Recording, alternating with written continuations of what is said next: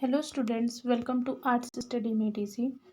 तो आज से हमारी ज्योग्राफी की सीरीज स्टार्ट हो रही है, जिसमें हम क्लास 6 से लेकर 12th तक ज्योग्राफी के एनसीईआरटी के चैप्टर्स को डिस्कस करेंगे। ये हमारी पहली क्लास है जिसमें हम class 6 chapter number 1 geography NCERT the earth in the solar system के बारे में पढ़ेंगे। तो चलिए शुरू करते हैं। The earth and it's solar system. The whole sky is filled with tiny objects. Some are bright, others dim. It seems as the sky is full of diamonds. तो दिन ढलने के बाद जब भी हम स्काई की ओर देखते हैं तो कुछ टाइनी ब्राइट ऑब्जेक्ट से पूरा स्काई हमें भरा हुआ दिखता है। वो कभी कभी डायमंड जैसे भी लगते हैं mostly. Some appears to be twinkling, some are not. They simply glow without any flicker, just as moon shines. तो कुछ उनमें से ट्विंकल करते हैं, कुछ ट्विंकल नहीं करते हैं और कुछ बस चमकते रहते हैं बिना किसी फ्लिकरिंग के, जैसे कि हमारा मून हो गया। अब ये जो मून है, मून को हम लोग अलग अलग टाइम पे अलग अलग डिफरेंट टाइम्स में डिफरेंट शेप्स और डिफरेंट साइजेस में उनको देखते हैं, मून को देखते हैं। ठीक है, अलग अलग उसका एक ये प्रॉपर्टी है। जैसे कि हो गया लाइक फुल मून को हम पूर्णिमा कहते हैं और न्यू मून को हम अमावस्या कहते हैं। At the daytime, we are not able to see moon and the bright tiny object due to very bright light of the sun. अब आप ये कहेंगे कि भाई रात की तो हो गया, बट दिन में कहाँ जाते हैं ये स्टार्स और मून वगैरह? तो ये दिन में भी वहीं स्काई में ही रहते हैं, बट दिन में सन की ब्राइट लाइट के कारण हम इन्हें देख नहीं पाते हैं। The sun, the moon and all those object shining in the night sky are called celestial bodies. Sun हो गया, मून और भी जितने शाइनिंग ऑब्जेक्ट है नाइट स्काई में, इनको हम कंबाइंड फॉर्म में सेलेस्टियल बॉडीज कहते हैं। सम सेलेस्टियल बॉडीज, अब इनमें से कुछ सेलेस्टियल बॉडीज बहुत बड़ी होती हैं, उनके पास खुद की अपनी हीट और लाइट होती है, तो उन सेलेस्टियल बॉडीज को हम स्टार कहते हैं। हमारा सन जो है वो भी एक क्या है, स्टार है।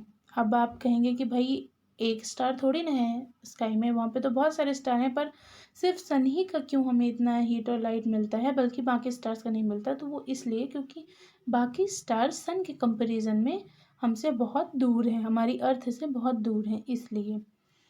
There are different pattern forms. अब हमारी जो नाइट स्काई है, रात में जब स्टार्स हैं, कभी कभी हम देखते हैं कि वहाँ पे स्टार्स, ग्रुप ऑफ स्टार्स एक डिफरेंट पैटर्न फॉलो करते हैं। मान लीजिए कोई शेप हो गया या कुछ भी, तो उस डिफरेंट पैटर्न को हम लोग क्या कहते हैं, constellations. There are different patterns formed in the night sky by the group of stars, these are called constellations. जैसे कि हमारा उर्सा मेजर या बिग बियर हो गया और सप्तऋषि, ये कुछ कॉन्स्टिलेशंस हैं।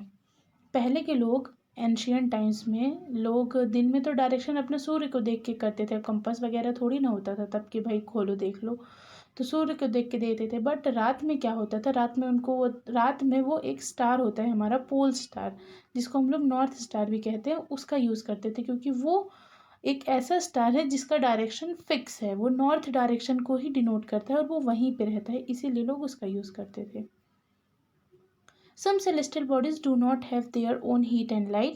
They are lit by the light of stars. Such bodies are called planets. कुछ celestial bodies ऐसी भी हैं जिनके पास उनकी खुद की हीट और लाइट नहीं होती, तो उनके पास उनकी खुद की हीट और लाइट नहीं होती है। वो कहाँ से लिट होती हैं? वो स्टार की हेल्प से लिट होती हैं। तो उन बॉडीज़ को हम क्या कहते हैं? प्लैनेट्स। अब ये जो वर्ड प्लैनेट है ये हमें ग्रीक से मिला है, प्लैंटी, जिसका मतलब होता है वैंडरर्स। हमारा जो अर्थ है वो भी क्या है? एक प्लैनेट है। अब द मून अब ये जो रात को हम लोग मून देखते हैं स्काई में, ये क्या है? तो ये एक सैटेलाइट है। इसको हम कंपेनियन भी अर्थ का कह सकते हैं, जो अर्थ के चारों तरफ रिवॉल्व होता है। और ये हमें बड़ा इसलिए दिखता है क्योंकि ये बाकी ऑब्जेक्ट्स स्टार्स के मुकाबले ये हमारे अर्थ के बहुत क्लोजर है, इसलिए ये हमें बड़ा दिखाई देता है।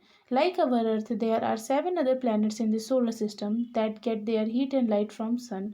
सम of them have their moons to.